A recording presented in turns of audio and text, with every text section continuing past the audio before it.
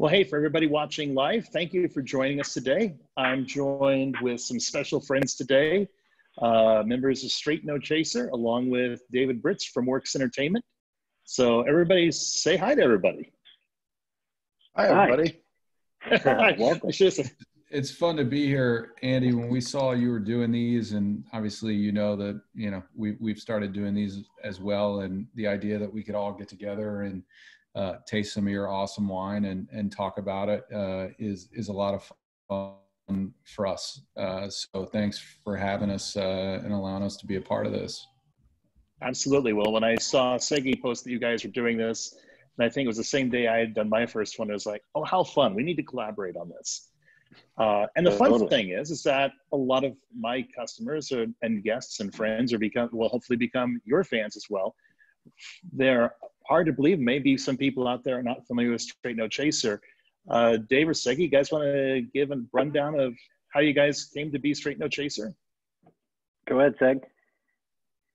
So, long story short, group started back in 1996 at Indiana University. It was born out of a campus show choir called the Singing Hoosiers, basically to sing some more contemporary music, meet some girls, have some drinks, so as most things do in college. And after college, the original members left the group at the university as a legacy group, and that continues on still to this day. And back in 2006, we had the 10-year reunion of Straight No Chaser back at IU, where Randy had put up some videos on YouTube just for us to kind of reminisce and poke fun at each other for how much weight we've gained or hair we've lost and all that fun stuff. And one of the videos of us singing the 12 Days of Christmas caught fire and went viral. And we ended up getting signed to Atlantic Records and have since started our own label, S&C Records, and have been touring and recording ever since.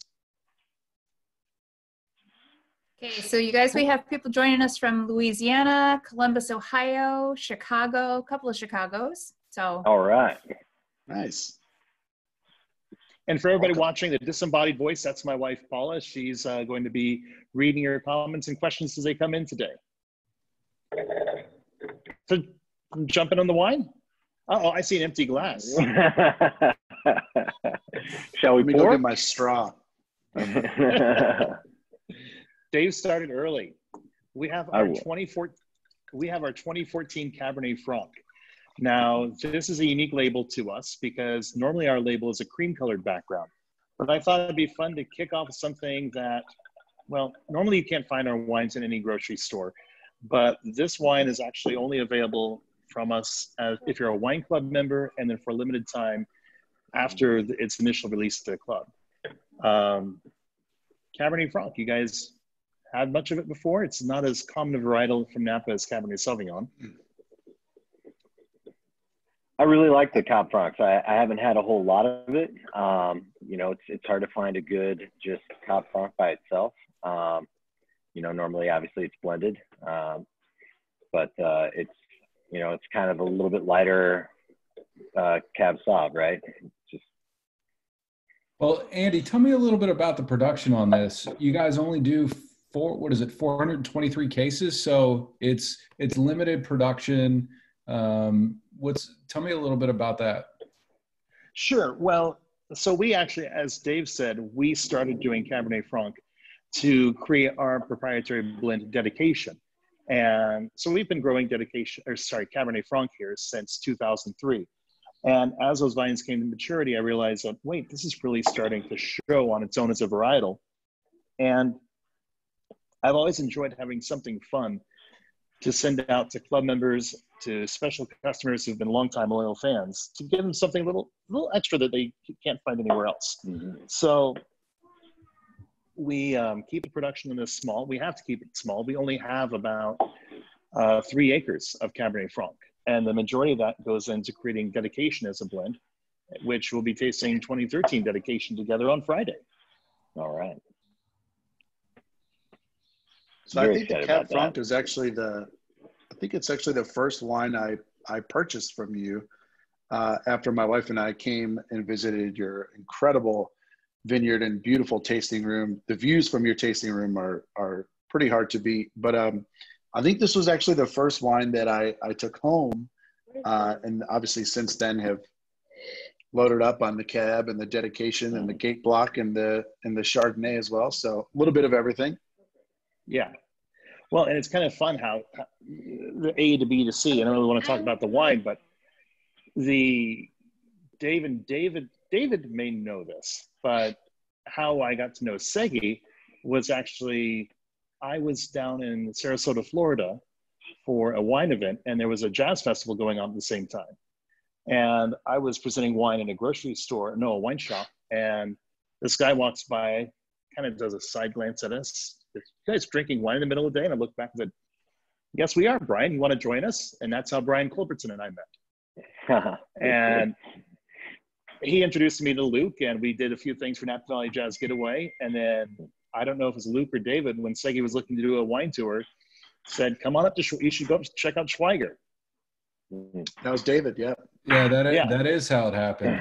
And, and we also knew that, you're a musician yourself and you're passionate about music and the arts. And, it seemed to be a good fit to introduce, our clients to your wine. And, obviously, we've got several folks that are passionate about wine, and, you being passionate about music, there was some natural synergy there. Yeah. So it's a high compliment because David's kind of a wine snob, and he definitely wouldn't have sent me there if he didn't think a wine was good. So that's a really nice vote of confidence. Well, that was funny. When we started Brian's event, that was the thing. It was like, we're not going to bring anybody on to do to be a part of the event if we don't like their wine. Literally, there was people that we just didn't invite because we didn't like the wine. And who was that? I'll leave that out. I'm just kidding. But I think it's a compliment, one, to your wine and to you. But I think that there's so many high quality producers in the Valley, and I think, Andy, you can speak to this as well. A little aside, with there being 700 plus working wineries just in the Napa Valley alone. And correct me on that number, but it's hard to keep track because there's fewer and fewer wineries like me where we actually grow our own fruit, make the wine ourselves, and bottle it. Today, there's a lot of virtual wineries out there that may not grow fruit. They may not even have a facility. Bricks and mortar estate bottle programs, there's probably about 300, but there's new brands popping up every day. But yeah, there's a lot of wineries for you guys to pick and choose from. So I'm honored to be included in that, as well as doing this with you today.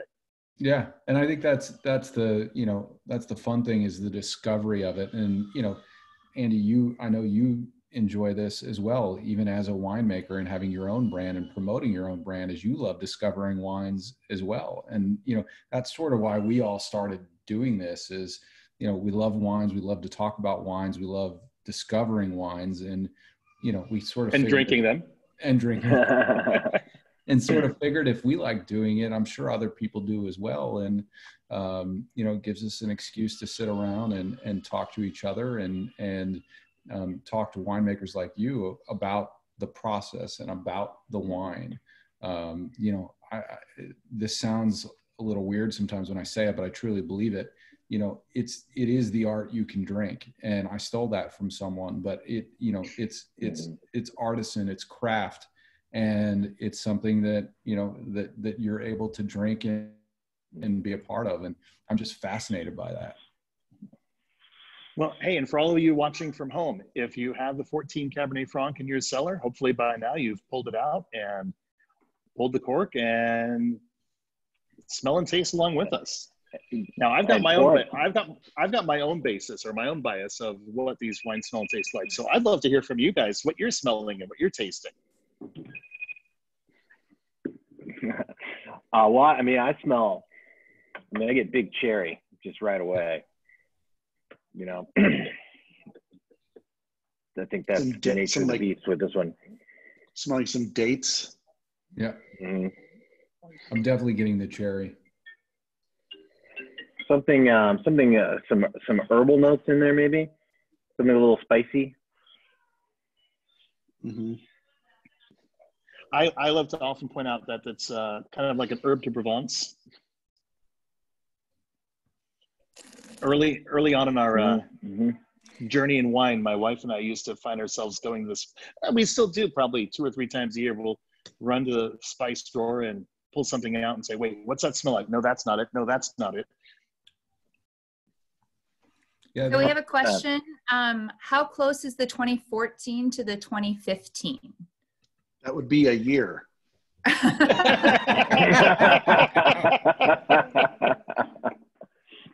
That's my time. Seggie, are you going to jump off now?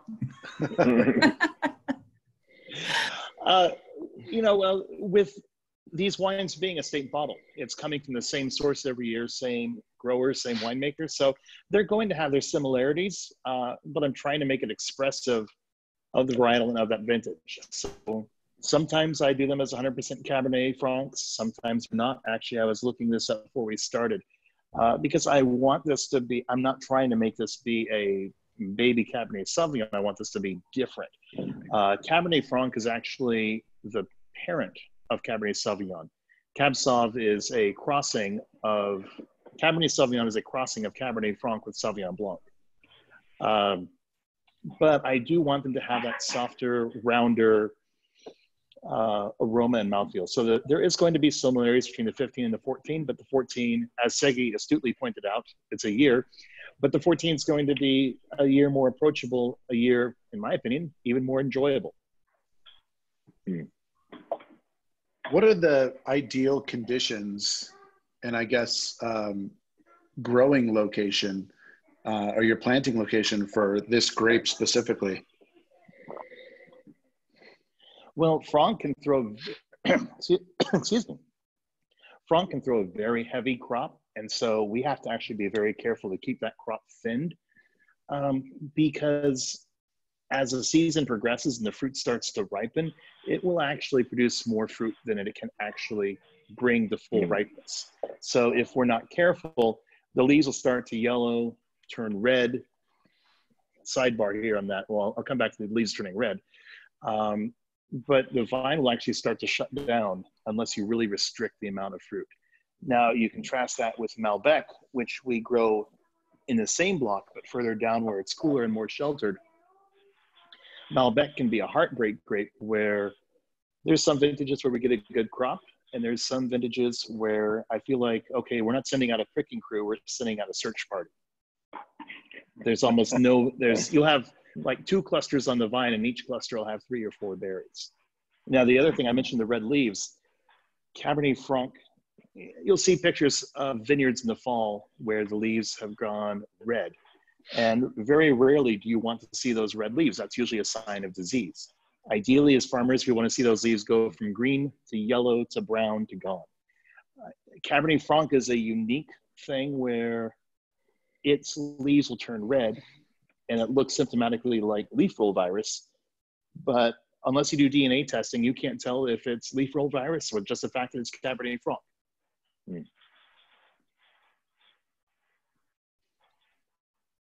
So go ahead, Paula. Sorry about that. That's okay.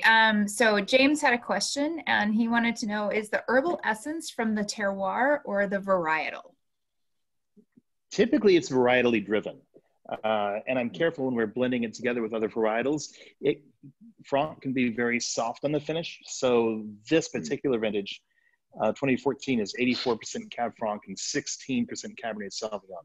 And if I get too much Cab Sauv or another varietal in there, you're going to lose that herbaceousness. And there's a fine line between green herbaceousness, fresh cut bell pepper or asparagus, and what I'm looking for more the dried herb notes. I very intentionally last night made chicken Parmesan for, if you're a fan of Alton Brown, he made an amazing, has an amazing chicken parm recipe. If you just Google Alton Brown chicken parm, relatively simple to make, a little time intensive, but amazing. I actually made chicken Parmesan last night too, Andy. I forgot to tell you that. I mean, with this, I would definitely go with like a hearty meat sauce, like a spicy Italian sausage in a nice red sauce with pasta. That's what I really like salivating for as I sip on this right now. What I literally just had. We had really? we had spaghetti squash. I had a arrabbiata sauce and added some veggies. But I love the tannins in this wine. These are definitely heavier than any of the wines we've done so far in our previous 3 episodes. And I think that's what drew me to this wine initially when I was first at the vineyard. I love the way that as soon as you take that sip and then you swallow it, the wine lets you know kind of who's boss in the situation. Yeah. But as you were saying, Andy, it's got that softer finish that you wouldn't see with a cab. You know, the cab is going to let you know it's boss for the long haul. This guy is just letting you know, like, hey, I'm here right now, but you'll miss me as soon as I'm gone, kind of thing. I'm getting definitely. Go ahead, Britz. I was just going to say, I'm getting on the nose some baking spice. That's sort of the vibe that I'm getting. And then for me, on the mouthfeel, really mid palate for me is where I'm getting a lot of the flavor. Not front, not back. Really mid palate is where I'm getting a lot of the flavor of the wine, which is cool. I mean, it's. I really, really like this. And I know I've had it before, but it's been a minute. It's a really, really good wine. It finishes making me want to have another sip, right? Yes. It finishes just a little bit of that acidity and then sort of a mouth-watery, ready for another sip. And what's the alcohol in this? Andy, do you know off the top what it is? Yeah, it's on the side. 13.6. 13.6. Okay. I mean, no burn on it. It's smooth. Yeah. It's exactly the way you want it to be. Again, in tradition with the wines we've been doing already, really easy to drink. So it could get dangerous real fast. Yeah. especially because Jamie told me to savor some, and I don't know if that's going to happen. So Andy, we had another question about drip. Do you use drip irrigation? So me personally, Yeah, you, Seggie. Yeah, backstage between songs, drip or squirt, squeeze bottle. So if you visit Schweiger vineyards, you will see drip hose in all the vineyard rows. You'll actually see there's 2 drip hoses across all the vineyard rows. However, we do dry farm. Well, then what's up with the drip hose? We have the 2-line system. One goes to every plant, and that is in case of a heat wave or a severe drought year. 2017, September 1st and 2nd, we hit, I think, a daytime high of 108 and 109 degrees. So, yeah, you bet we turned the water on those days. The second line in drip hose, we periodically have to plant new vines. Vines will die either because of disease or overstress or age or tractor blight. And so we'll have drip hose just with emitters for those baby vines that are being replanted. So a question for you, Andy, what process in the entire winemaking process, I would say, which is the most difficult? And that can mean, nerve-wracking, whether it comes to weather patterns and obviously being in California now with the wildfires and the droughts. What part of the process kind of keeps you up at night thinking, how's this going to turn out? What keeps me up at night? I bet Paula can answer this. Bottling. Yep. Bottling. Bottling. There's only so much that we can control. And I think you have to learn to accept that, okay, weather's going to shift. Fires happen. There's nothing I can do to control that. So we adapt, we adjust, we move on, we plan, we make new plans. Bottling, I've got a truck here for 3 or 4 days. Having my own bottling equipment would be cost prohibitive. So there's mobile bottling lines that come on the property, and it's my truck for the time that it's here. And if I run out of time, they've got somebody else contracted and it's time for that to go. So I have to, first off, the most important, make sure the wine is bottle ready. But then I have to make sure I have all the glass, I have all the labels, I have all the capsules, and that they're sized properly. Make sure I have all the corks, make sure I have labor here and that the labor is here on time, that we can get started. And so you make your plan A, your plan B, your plan C, and you just adjust as things go along. But yeah, I think that's the most stressful. Harvest is stressful, but it's fun stressful, and you just have fun going through it. You look at different crush pads, and everybody has their own means of stress relief. Some crush pads have basketball nets on them, some have punching bags. We installed a hockey net this year, so we practice our slap shots in between bins.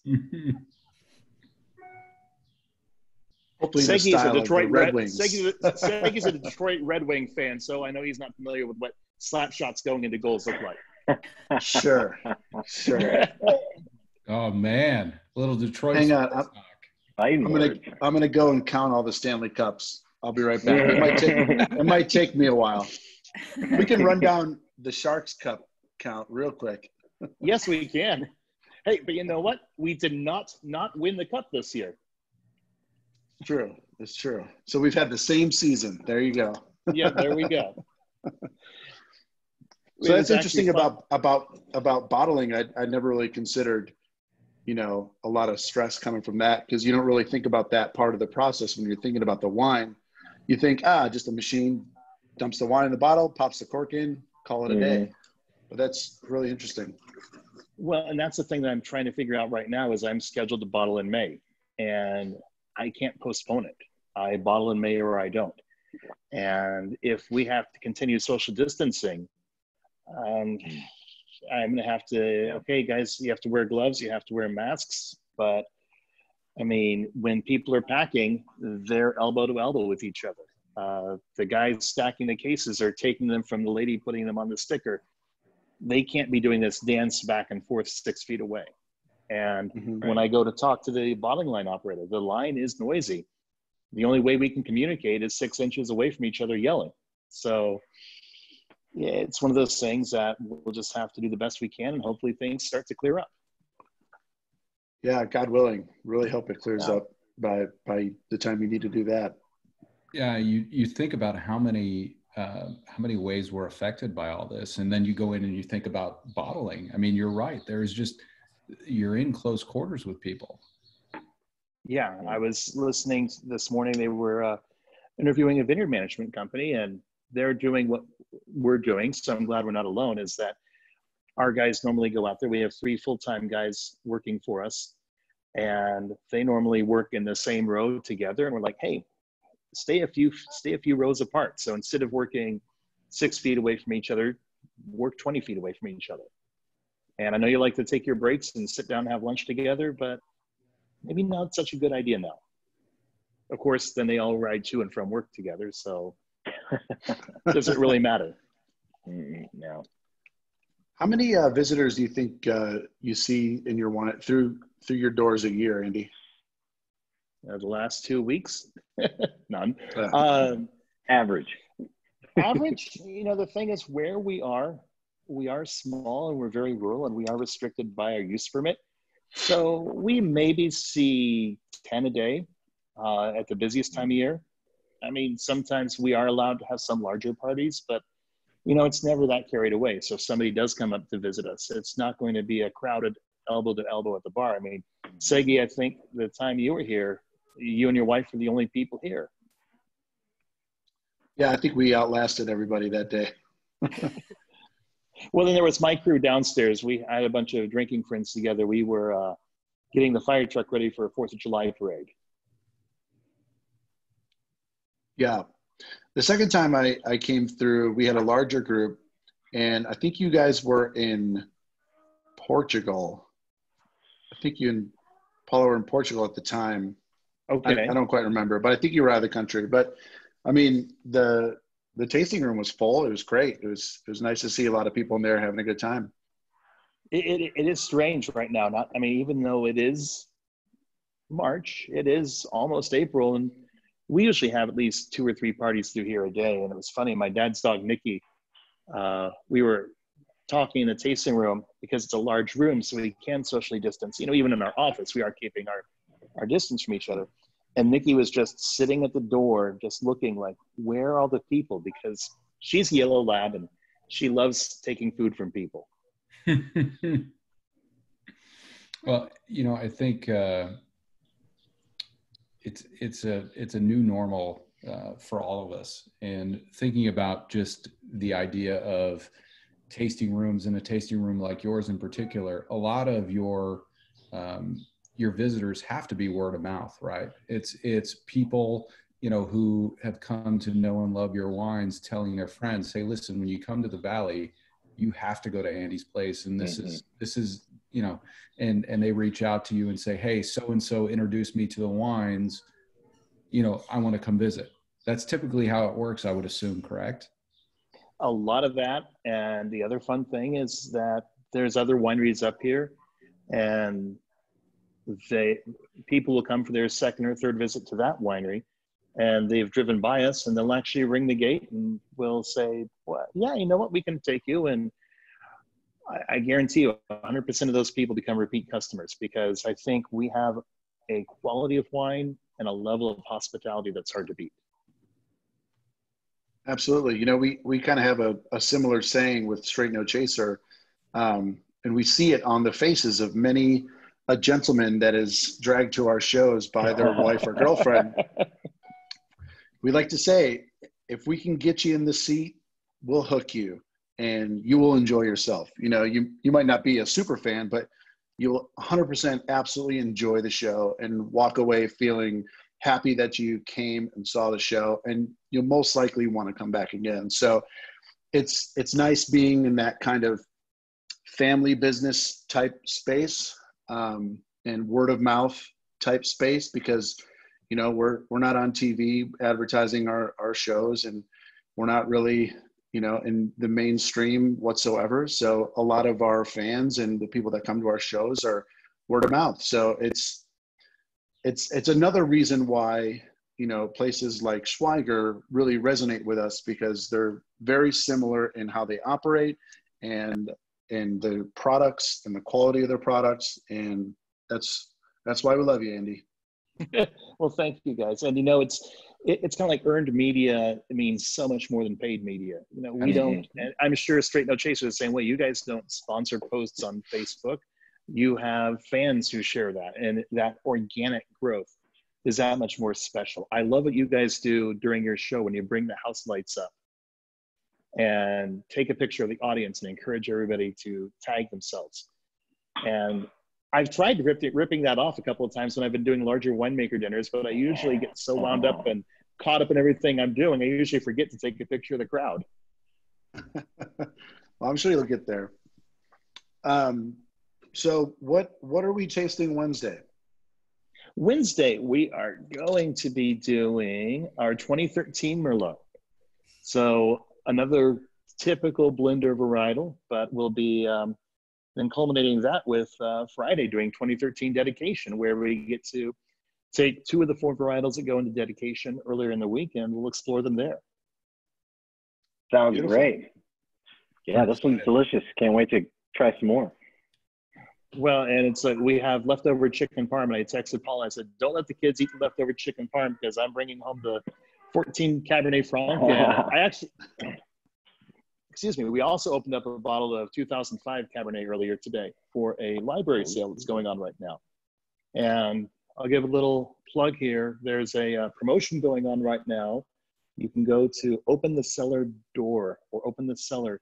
I think it's openthecellar.com, and you can go to napavintners.org, and there'll be a link, or sorry, napavintners.com. There'll be a link there for sure. But many wineries have released 1 or 2 library wines, and they're only available for the next 48 hours. So you have until end of the day tomorrow to purchase these wines. And Schweiger has a 2005 and a 1995 Cabernet up there. Ooh. I saw Spring Mountain Winery has a 79 Cabernet.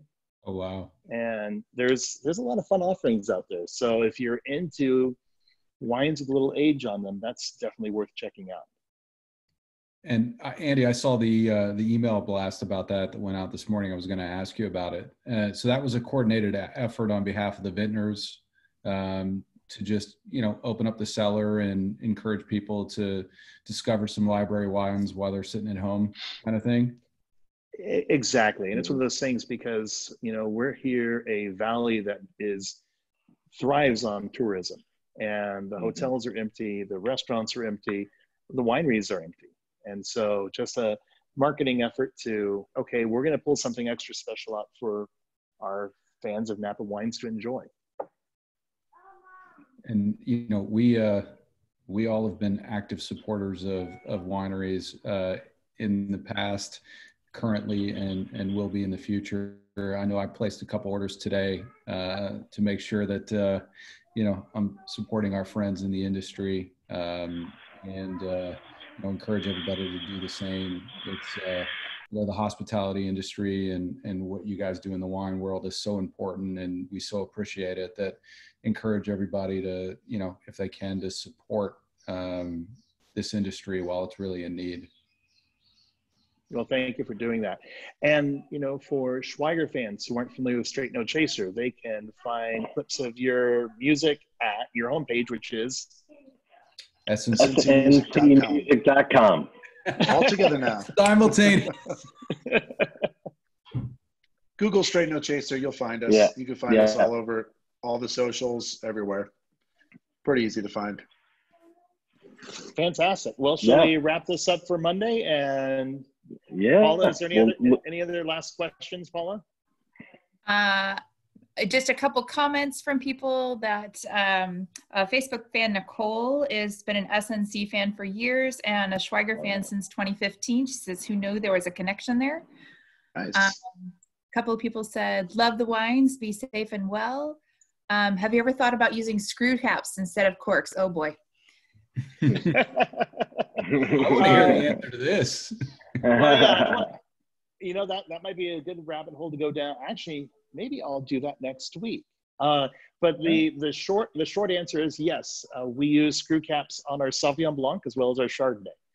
And I am planning on doing them on a red wine project that will be bottled in 2021 to be continued, because now I know that what I'm going to talk about next week. There you go. I'm writing it down. Awesome. Well, hey guys, thank you so much for doing this with me. Yeah, and I look forward to doing it again on Wednesday. Sounds good. Cheers, all guys. right. Thanks for having us, Andy. All right. Absolutely. Everybody out there, stay safe, stay healthy. Mm-hmm. Stay home.